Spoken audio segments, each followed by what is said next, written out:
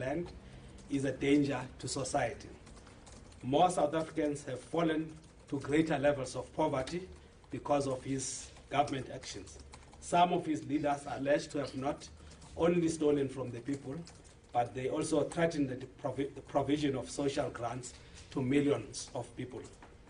His cronies treat state-owned companies as their personal toys.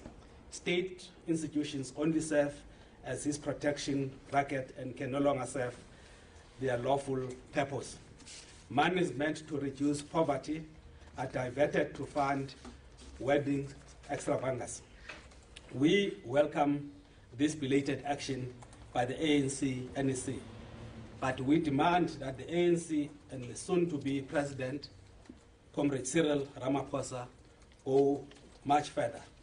In particular, as civil society organizations, we demand the immediate removal of all cabinet ministers who have been directly implicated in the state capture project. In particular, Malusi Kigaba, David Mahlobo, Msebenzi Zwane, Lynn Brown, Ben Martins, and Des Van Rooyen. Government can only be effective if it is clean. The immediate removal of Batabile Dlamini, who has also imperiled the provision of social grants. That the Zondo Commission into state corruption be provided with the necessary resources to complete its work in time. Furthermore, the ANC must ensure that none of its members impede this work. No minister should be allowed to use state funds to bring frivolous legal actions against it. That the parliamentary inquiry into state capture at Eskom, Transnet, Denel, and other state-owned companies must continue. The government should act urgently to restore operations at PRASA, rectify its governance, and prosecute those who are suspected of crimes against it. The immediate appointment of competent women and men to head up state-owned companies and other key state institutions. The government should act immediately on recommendations made by Justice Moseneke when he publishes his award in the Life Esidimeni arbitration later on this month. Furthermore, government must implement the recommendations of the Falan Commission for the compensation of the victims of the Maracana massacre without further delay. That national government, provincial government must act to alleviate the water crisis in the Western Cape immediately without any regard for partisan considerations. Government must take urgent measures to revive our economy. The state must commit to building trust, peace, and social cohesion, and ward off those who try to create divisions based on race and ethnicity. This is an uncertain and anxious time for our country. We know that at times like this, there will be people who will attempt to loot the state by forcing through unlawful contracts and payments. We therefore call on public servants, especially the guardians of the public purse, CFOs, Director Generals, internal auditors, and others, to resist artificial emergency funding, special exemptions, and improper payments. The people who have paid the greatest price for corruption and state capture have been the poor. They have suffered through the rising unemployment and failing public services, especially in health and education. We note the call by the opposition parties for the dissolution of parliament and an early general election. It is a legitimate call to make in these circumstances, we think. However, we believe that our demands can form a national, non-partisan program of action to attend to South Africa's immediate crisis. Early elections are not the priority of civil society at this stage. Instead of working towards an early election, we call on political parties to finish the urgent business of parliament that is vital to a free and fair election, including passing new regulations on openness of political funding, complete the procedures for impeachment for a sitting president, mobilize voter registration and education ahead of the 2019 election.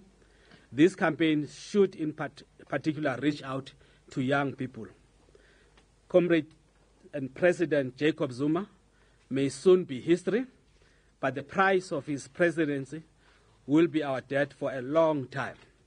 This is not a time to be complacent, but to be more vigilant and be stronger in our actions and demands for state with integrity. Thank you.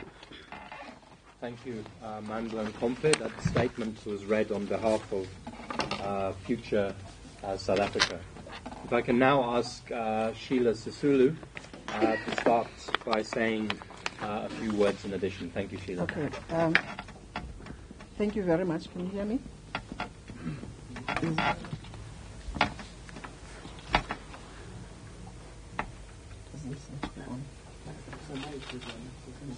Huh? You seem to have had it on. Somebody help.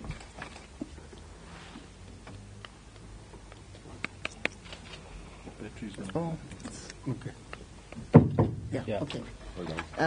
Thank you very much. I was born before technology, so I hope you understand.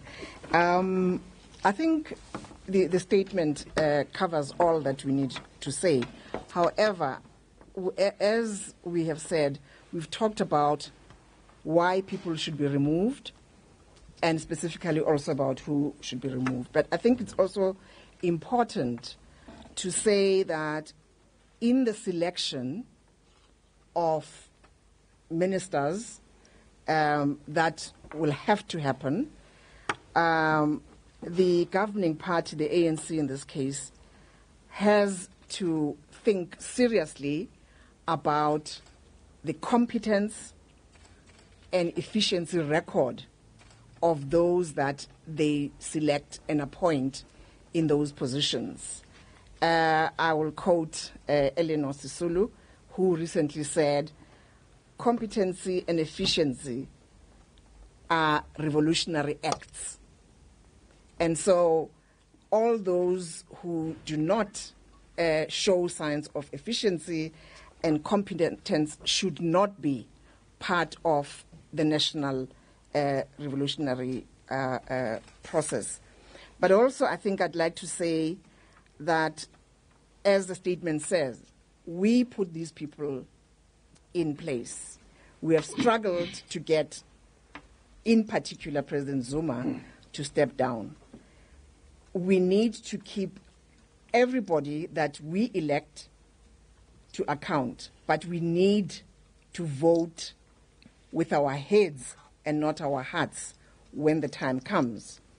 Because it is when we vote with our hearts that we miss who we're putting into place. So our vote does matter, whether it's in 18 months' time, in 2 years' time, whenever. An active citizenry is the only power that can help this country get back on its feet and make sure that we don't go through this kind of pain and looting of the state. So, yeah. Thank you very much, Sheila. If you pass the microphone to your left, I'll ask Popo Molefe now to say a few words. Thank you. Thank you very much. Thank you, ladies and gentlemen. Well, I do support everything that is in the statement. It is our statement. I think what is critical for us is to recognize the following, that in 1994, we began laying the firm foundations of building a new South African nation in its diversity. We had begun laying the foundations for social cohesion in our society. We lost 9 years since 2009 of this very important national strategic task that we had begun pursuing. From the point of view of the coalition of civil society, we need to say to South Africans that it is important that we reflect further and revert to the national agenda. That was our passion. That was a firm vision to build a new South Africa. And appeal to our people and say to them, now that the menace of corruption is getting out of our way, now that the cleanup process is going to begin, we must rally behind the South Africans of goodwill who are driving this process of transformation. And in order for us to root out corruption, there are certain fundamental things that we have to address. Key amongst them is to ensure that the law enforcement agencies do their job. There has to be a cleanup there in the Hawks, in the NPA, in crime intelligence, as well as the Directorate for Priority Criminal Investigations. We've got to have men and women who are committed to upholding the rule of law in this country. So it's part of the immediate things that the government will have to deal with. And we have to deal with all the rogue and corrupt business people who have corrupted so many of our law-abiding civil servants, who have corrupted a number of ministers, that as those ministers go, as we are calling, we must also make sure that there are certain reprisals against those business people who are corrupt, who have been part of the scheme to siphon off the taxpayers' money. There's a lot of work that has been done in dealing with these crimes. What is required now is implementation. We welcome the fact that the Deputy President of the country, and I'm sure the soon-to-be the President of the Republic of South Africa, has expressed commitment in ensuring that we act decisively and in a manner that protects the interests of our people, ensure that there is good governance, both in government and in the state entities. So we've got to move and deal with these questions. Organizations such as PRASA, the management of that organization must be streamlined immediately. There must be a proper board appointed. It's an organization that serves poor people of this country, millions of them who daily have to commute from home to work. We've got to make that organization workable. It must be effective. It must discharge its mandate. We welcome the decision by the National Executive Committee of the ANC, and we appeal to everybody to stop posturing and engaging in publicity stunts and focus on uniting South Africans behind the agenda of national reconstruction and social cohesion. Thank you very much, Popo Molefe. Now moving to Peggy Pillay, who'll speak a few words now. Thank you, Mark. This has been a long time coming, hasn't it? As Comrade Popo says, almost or more than 9 years, in fact, of waiting. As Johannesburg Against Injustice, we believe that JZ, Jacob Zuma, should never have reached the highest office of the land in the first instance. So he will definitely go down as that president who bequeathed his country, or rather bequeathed his nation, a broken country. Bankrupt state-owned entities, a highly compromised intelligence services, the compromised office of the National Public Prosecutor, compromised office of the Public Protector, the highest rate of unemployment, and greater inequality, all during his term of office. So as civil... All right, so we're going to come out of that conference that's taking place. That the recall of Jacob Zuma just marks the beginning of the work that we need to do as civil society. We believe that this change in leadership offers an opportunity to all of us, especially those that are in partnership with Future South Africa, to strengthen the hands of the people in holding government accountable. We plan on doing just that, working with people, taking up the issues that most affect our people, and working towards the kind of state that put its people first, that is a state with integrity. So as Johannesburg Against Injustice, we endorse the demands as articulated by Future SA to the President-in-Waiting, Cyril Ramaphosa. Thank you. Thank you very much, Peggy. I'm now taking this microphone away and asking people to speak loud. I know the next speaker, Kumi Naidu, has a loud voice. There will be less distortion if we stop attempting to use the microphone. Thank you, Peggy. Kumi. Thank you, Mark. Good evening, everyone. I'd like to endorse the comments of my fellow panelists and just add a few things. The first is, I think we want to appeal to the National Executive Committee of the ANC, the new leadership of the ANC, to have a different tone of engaging with the people of South Africa. We are sick and tired of arrogance. We are sick and tired of people of South Africa being left out of conversations, and we are spectators in a game that ordinary people should be part of, and we need to see a very different tone and respect for the contributions of ordinary people to what we are doing.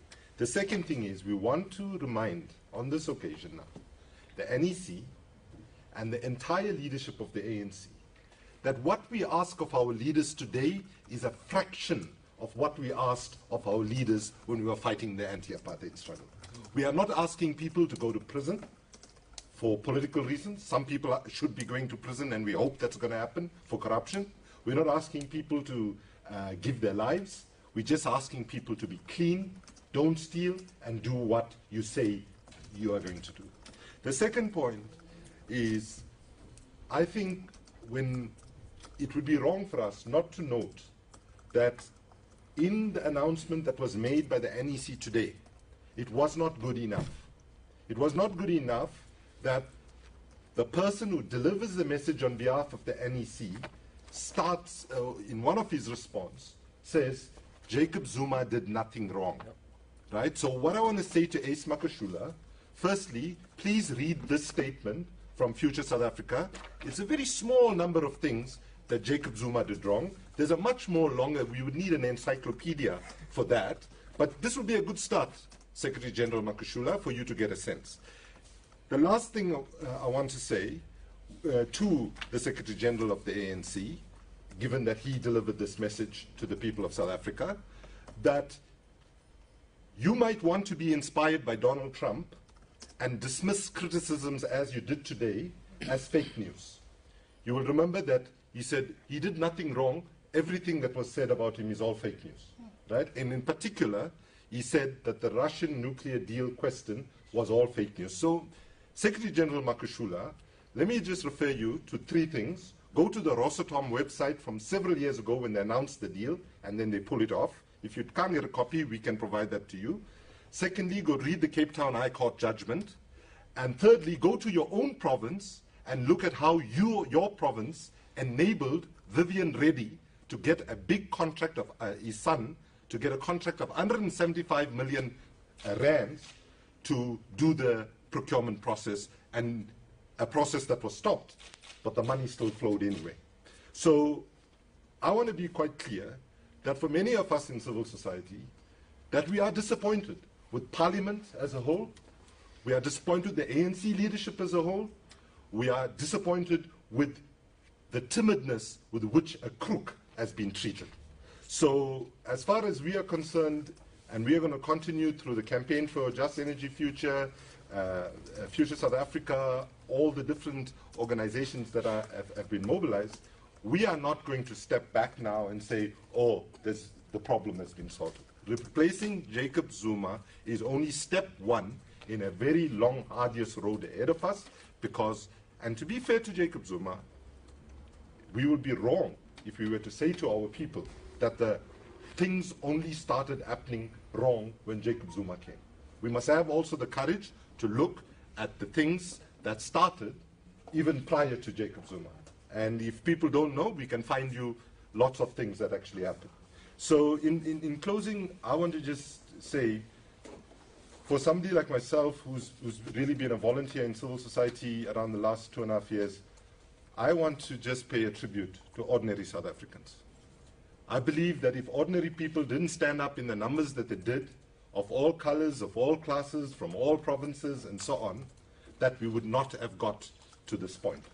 Because there was a lack of political courage on the part of the leadership in the ANC, but there was also that same lack of courage in many of the alliance organizations and so on. It was only when ordinary people started agitating the municipal protests against pathetic service delivery of basic things, you know, water or sanitation, as they like to say. Sanitation is just a bourgeois way of saying people don't have a decent place to piss and shit, right, which is a basic human right.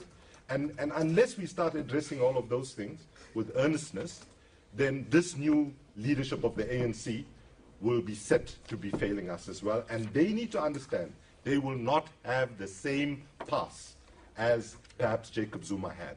Our people have had enough. They are more aware. They are more mobilized. And the message to Cyril Ramaphosa and his new leadership is, do not think you can get away with small steps. We need big changes to reverse the big mess that Jacob Zuma left in his presidency. Thank you.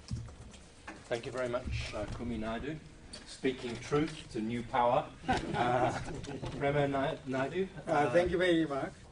I just want to say that, I mean, the NEC taking a decision to recall Jacob Zuma is just one small step in the fight against corruption. I've served in local government for many years, and corruption is a huge problem. It's endemic.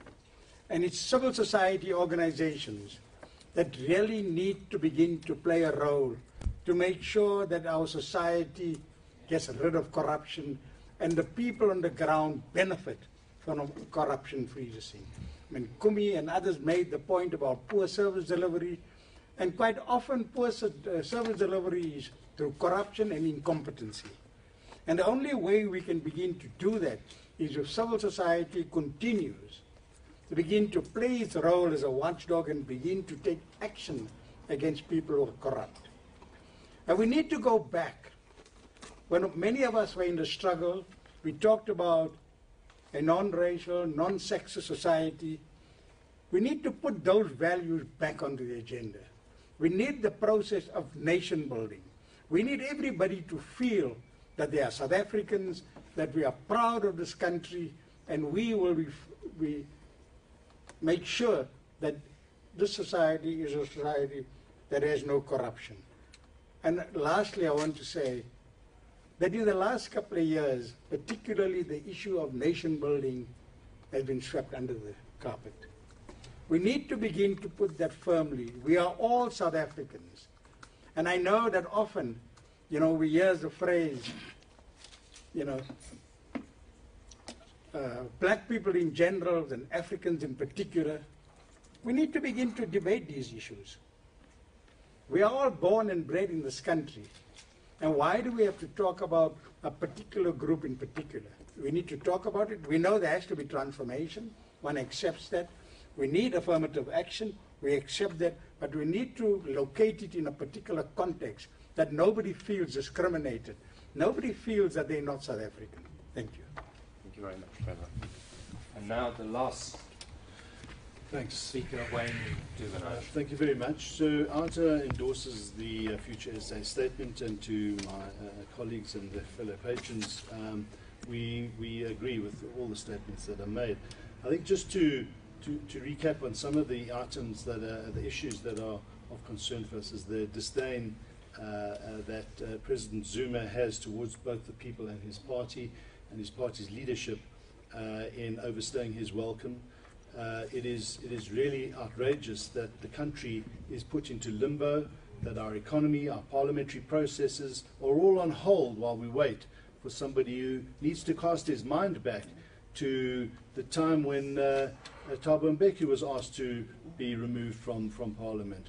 It was done gracefully, and it was done at the request of the leadership of the ANC.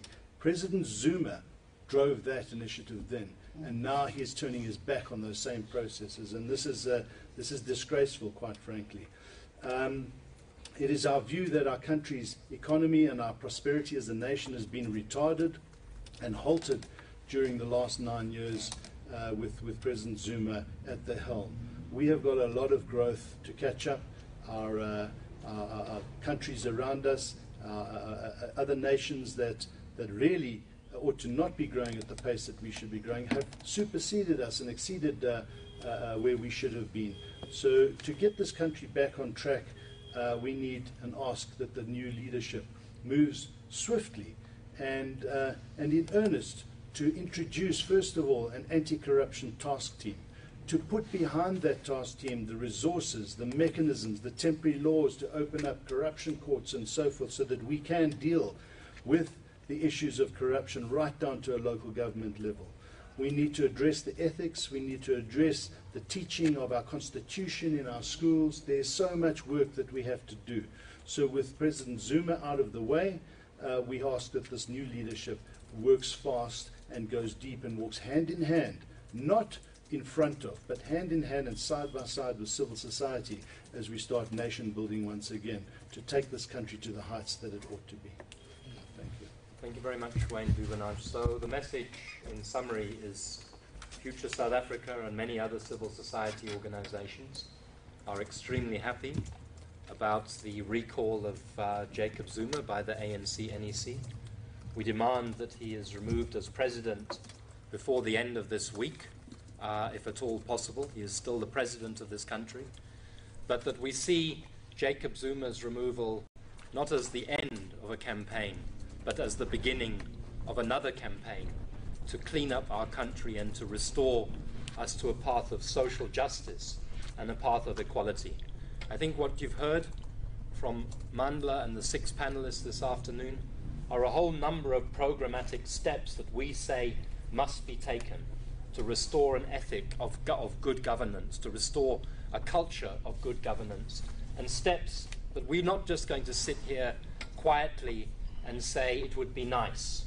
These are steps that we will continue to mobilize our fellow people in South Africa to demand until we truly have turned a corner back to the ethics and the commitment that was typified by leaders such as President Nelson Mandela, whose 100th birthday it would have been this year. So can I just ask that if there are any questions, we'll have a quick session now. If you have a question to a particular person, say who it is that you are directing the question to. Otherwise, I will ask Mandla and Comfe to speak on behalf of Future South Africa as a whole in more general questions about how we respond in the days and months ahead. So, and please, if you have a question, just say who you are and what media outlet you're from when you ask the question. 1 and then 2, yeah. Sure. My name is Neil Go. I work for Times and TC Dexter. My question would be, what steps would Future SA as well as civil rights society do if the president doesn't step down by the end of the week?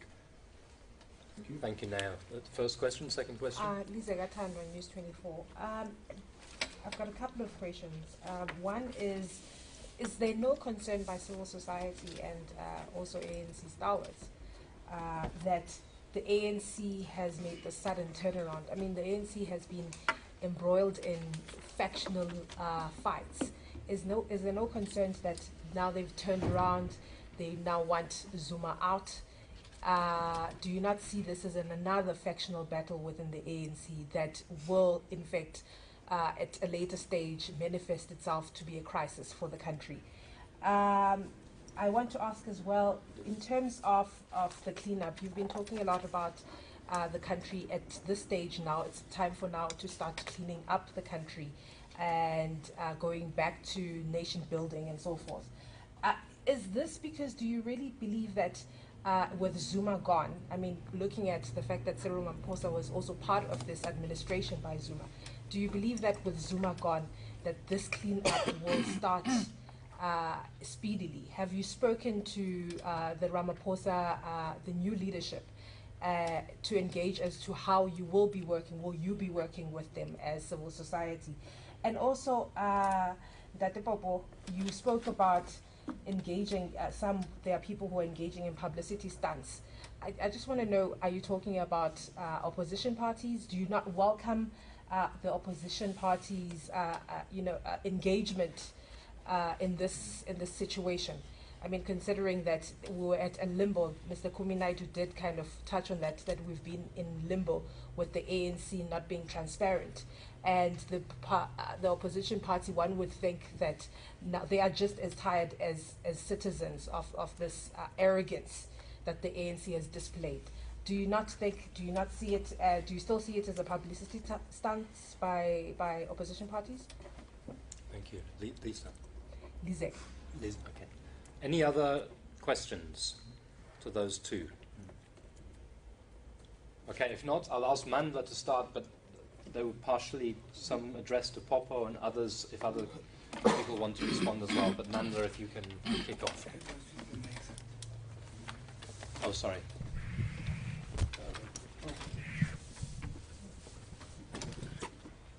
Thank you very much, Mark.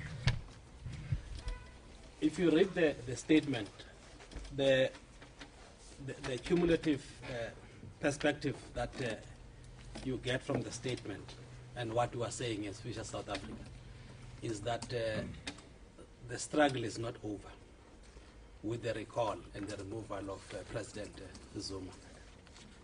Precisely because we didn't see the problem only as consisting of President Zuma and few other people. Comrade Popo Mlife has spoken about what has been happening in the last 10 years. So in our view, we have had 10 years of inaction, 10 years of state failure, 10 years of non-presence in our people's lives as South Africans. And something has actually gelled there. And it is a system of corruption. It's a system of state capture. And that won't be addressed only by removing or recalling President Zuma. So it means these fights must continue, and the broad front of organizations must actually take their place. You will see in our statement we make specific demands as we move forward. Demands like if you are constituting or reconstituting the national executive, which is cabinet, there are specific names that we talk about there. Comrade Sisulu is talking also about the issue of people who've got ethics, people who are efficient, who are very competent, and those people must be looked at in terms of filling in positions and all that. So basically, we are fighting a system that has been forming, and obviously didn't start with President Zuma. It started quite earlier on. So that's the first point that we're making. And in this regard, we also want to commend the work of, I know there's a lot of work that some government sections have done, some like in the labor movement, political parties, etc., etc. But we could not have been here without the work of civil society organizations. And my view is that it is the culmination of the work of civil society organization that started very long time ago, whether it's in the issues of AIDS, social justice system, etc., etc. So this is a culmination of it.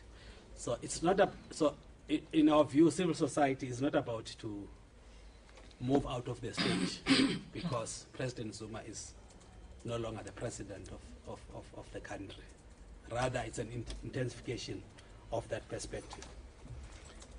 If it doesn't happen, we are calling on people to be involved in mass action and actually force the system, force the political process, and force everybody to act, and particular President Zuma. So the issue of mass action is very important, and that is something that is in our view going forward. We are going to be involved in processes of linking up with civil NGOs, civil society organizations, and reporting to them about what has been happening, what achievements, what challenges that we still need to do, and what line of march is next, as it were.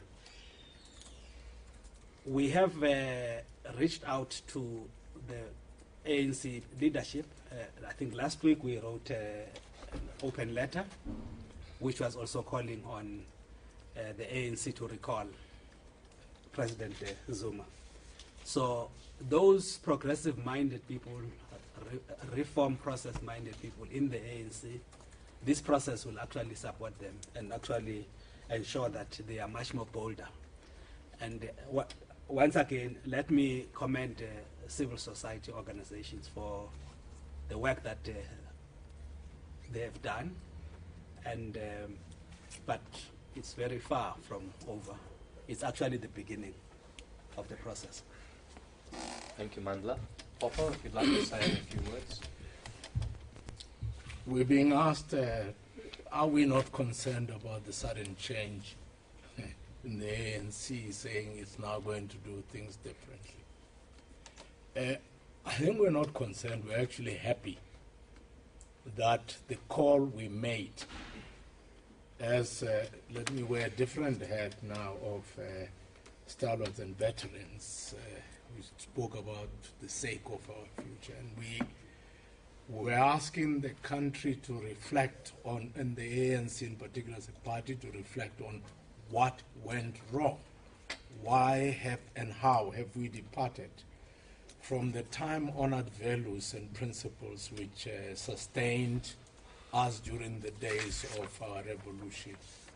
Of course, there was arrogance. The leadership refused to listen to us, but the new leadership has now accepted that they have to dip into the repository of wisdom that lies with these veterans of our South African society in all their diversity. They are now willing to listen, they are willing to work with civil society. It's important. The recent conference of the ANC had a different tone.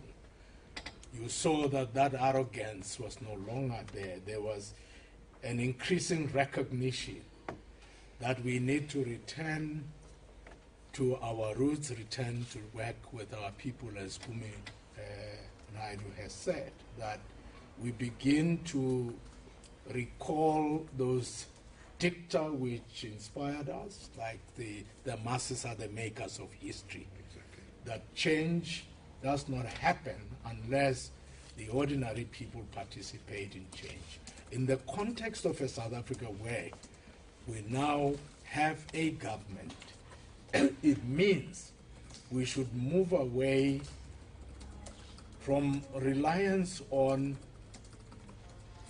constitutional structures like legislatures and parliament as oversight structures, and begin to have ordinary people through civil society and various organs of different parties holding those public representatives in their townships accountable for service delivery and for performance in respect of the programs that have been adopted either by local government or adopted by the national or provincial governments. We should take responsibility and ensure that in the same way that civil society help galvanize the energies of our people into action to compel the leadership to take the decision that it has taken to remove President Zuma, that we do the same at local government level, that we don't allow corrupt people to be appointed to councils.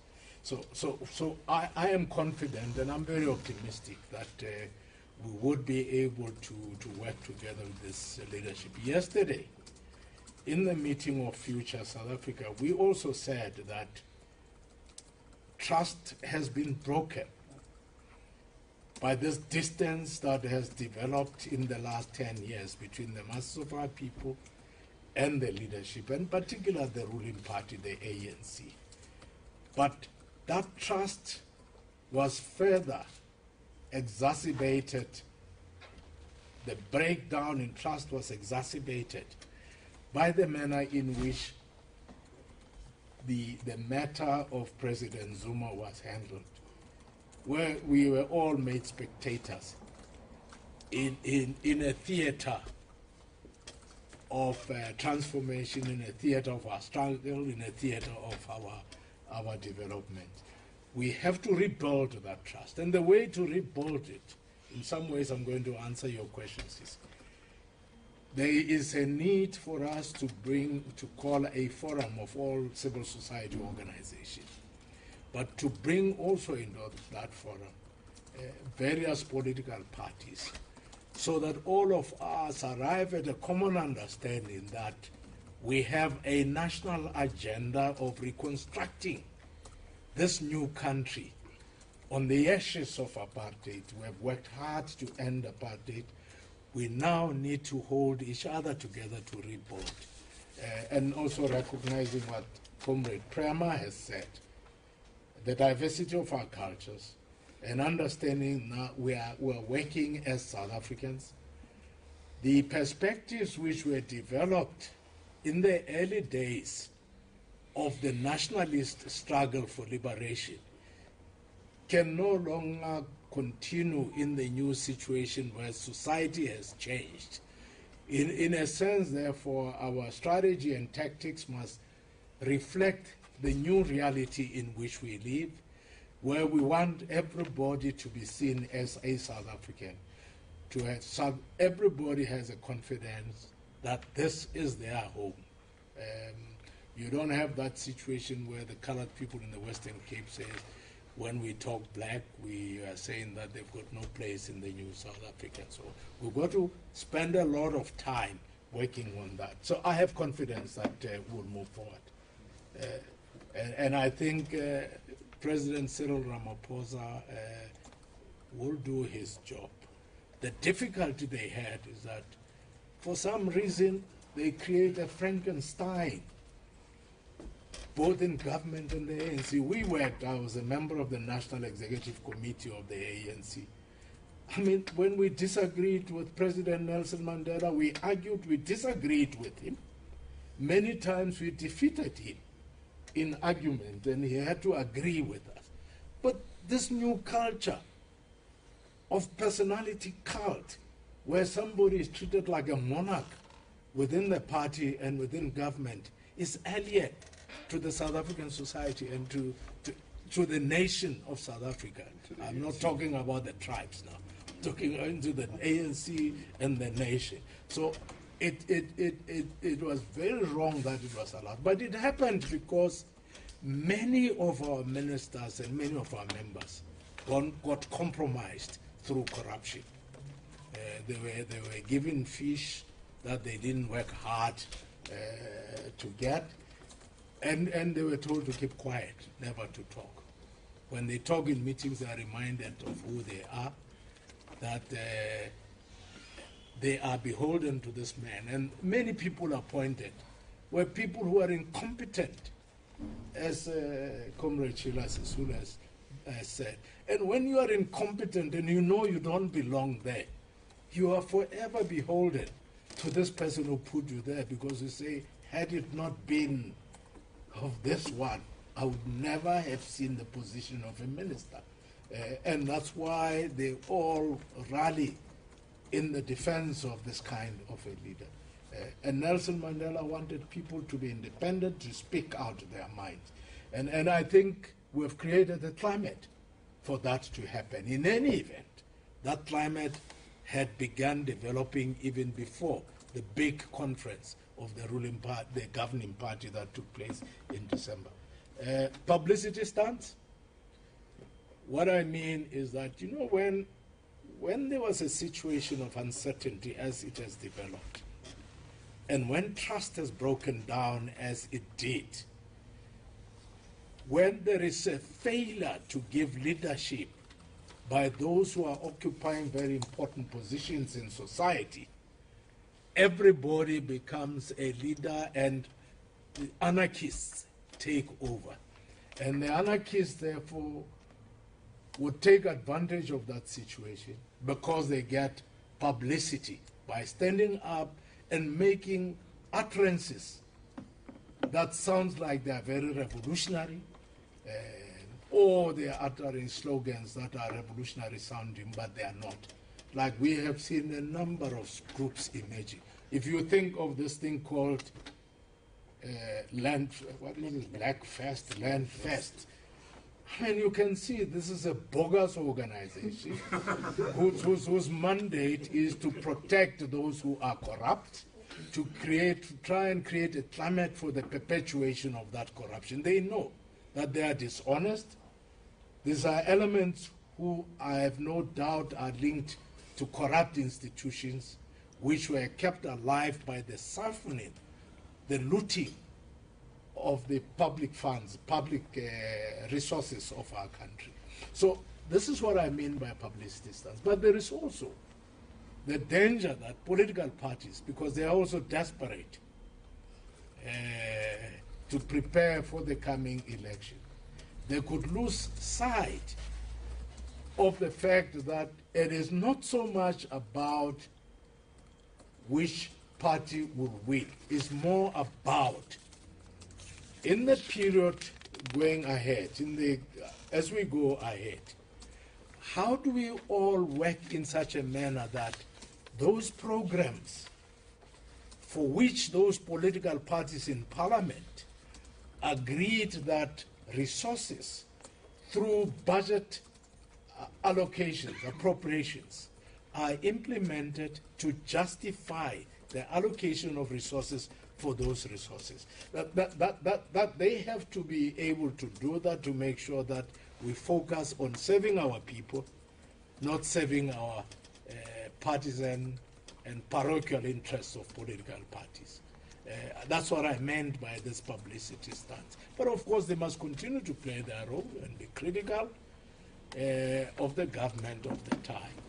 But being critical, one must do it in a manner that is constructive. Quite often I've listened to General Bantu Holomisa talking. When he has to be hard, he becomes hard. But he also acknowledged constructive things that are being done, and this is what we must do. And this is what we too as civil society have got to do, because our task is to exercise oversight, to inspire our people to take history into their own hands, to fashion their future, not to create anarchy. That's what we want to do. Thank you very much. Thank you. Thank you, Comrade Popo. So part of our message as civil society to political parties is there's a big job to be done in Parliament in the next few weeks and the next few months. That may include the vote of no confidence in Jacob Zuma, but it also includes completing the process to ensure legal regulations on transparency for political party funding, completing the process for regulations for impeachment of a sitting president, so that if we have another corrupt president, we can remove that president more easily. And we say, and this relates to something that Comrade Sheila Sisulu said, starting a campaign from our parliament for voter registration and education ahead of the 2019 elections, so that when we go to elections in 2019, 30 million people, or however many people can vote and who have registered, go with an understanding of their rights, their powers, the duties of government, and the power of their vote. We are saying that this is a time of crisis. We must tread carefully and responsibly in a time of crisis. But we must also use this crisis to begin, as Comrade Mandla and Popo and others have said, a national reconstruction that focuses on the people who have suffered the most at the hands of Jacob Zuma and state capture, and that is the poor people of this country. So thank you very much for taking time on a busy day to attend this press conference. If you have any further questions, you're welcome to speak to individual members of the panel. We hope that you have got a copy of the press statement that was read out by Mandla. We'll also make sure that you get electronic copies of this press statement, but thank you very, very much for your time. Thank you. Thank you. Thank you. Well done. I'll get you one. Thank you. By the way, Yes. Yes. Just one more. Thank you very much. Thank you.